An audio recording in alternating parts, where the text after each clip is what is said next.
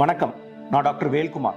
Madurai Meenakshi mission மருத்துவமனையில் நுரையீரல் நோய் சிறப்பு மருத்துவராக பணிபுரிகிறேன். 5 வயதுக்கு உட்பட்ட குழந்தைகளின் இறப்பிற்கு முதன்மையான காரணமாகவும் மிக முக்கியமான காரணமாகவும் இந்த நிமோனியா நோய் தான் இருக்கு. ஒரு முக்கியமான விஷயம் என்னன்னா, ஒவ்வொரு 20 செகண்ட்ஸ், அதாவது 20 வினாடிக்கு ஒரு குழந்தை இந்த நிமோனியாவுடைய நோயினால இறப்பதா தெரிவிச்சிருக்காங்க.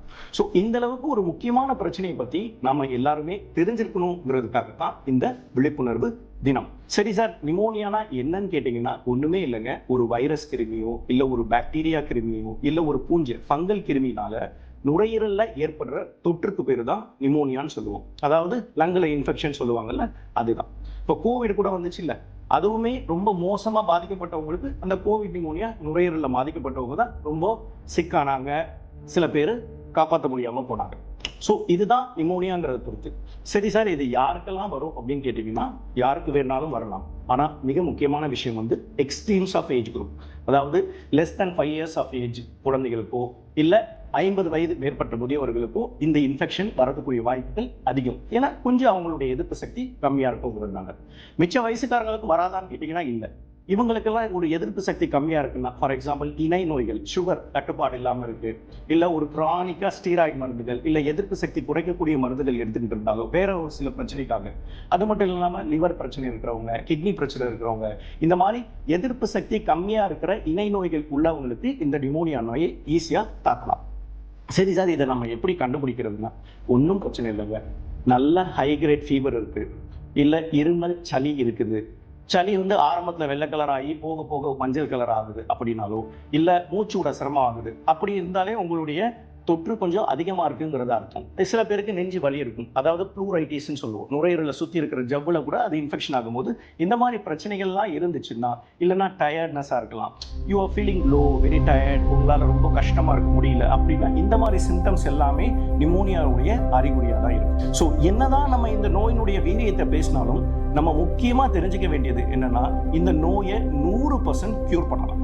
ஸோ வந்து இது ஒரு கஷ்டமான நோய் தான் சிவியர் ஆச்சுன்னா, பட் ஒன்னே ஒன்று தெரிஞ்சுக்கணும், இதை எளிதாக ஈஸியாக 100% குணப்படுத்தலாம். இதனுடைய விழிப்புணர்வு நமக்கு தேவை.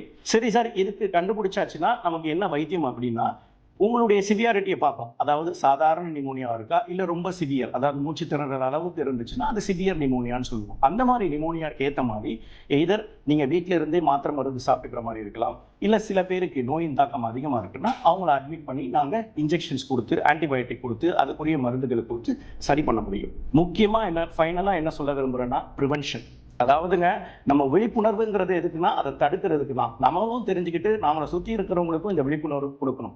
ஸோ தடுப்பு எப்படின்னா 2 விஷயம். ஒன்று லைஃப் ஸ்டைல் மெஷர்ஸ். இந்த 3 வருஷமா நம்ம இதை தான் பேசிக்கிட்டு இருக்கோம்.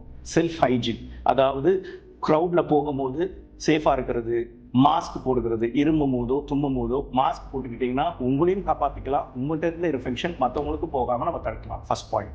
செகண்ட் பாயிண்ட், ஹேண்ட் சானிடேஷன், அடிக்கடி கை கழுவுதல், அது முக்கியமானது. 3வது, உங்களுக்கு ஒரு பிரச்சனை இருக்கு அப்படின்னா நீங்க அந்த ஓவர் க்ரௌடிங்ல போய் அது மாதிரி இருமுறை தும்முறதை குறைச்சிக்கிட்டாலோ அட்லீஸ்ட் மாஸ்க் யூஸ் பண்ணிக்கிட்டாலோ இதை நோயை டிரான்ஸ்மிட் ஆகுறது ஒருத்தருக்கு ஒருத்தர் இந்த நீர் திவலைகள் மூலமா தான் டிரான்ஸ்மிட் ஆகும். அது டிரான்ஸ்மிட் ஆகிறத நாம முற்றிலுமாக குறைக்கலாம். கடைசி இம்பார்ட்டன்ட் விஷயம் வந்து வேக்சினேஷன். இப்போ வேக்சின்லாம் நம்ம இந்த 3 வருஷமா இதை தான் பேசிக்கிட்டு இருக்கோம். கோவிட் வந்ததுக்கு அப்புறம் நமக்கு ஒரு அவேர்னஸ் கிடைச்சது regarding vaccination.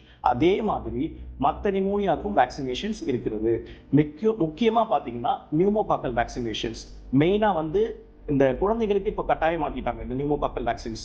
Adults above the age of 50 years வந்து கண்டிப்பாக இந்த வேக்சின் எடுத்துக்கலாம். மற்றவங்க இணை நோய்கள், நான் சொன்ன இந்த இம்யூனோ சப்ரசிவ் ப்ராப்ளம் இருக்கிறவங்களும் இந்த வேக்சின்ஸை எடுத்துக்கலாம். டாக்டரை கன்சல்ட் பண்ணிட்டு you can take an advice. Second point, influenza vaccination.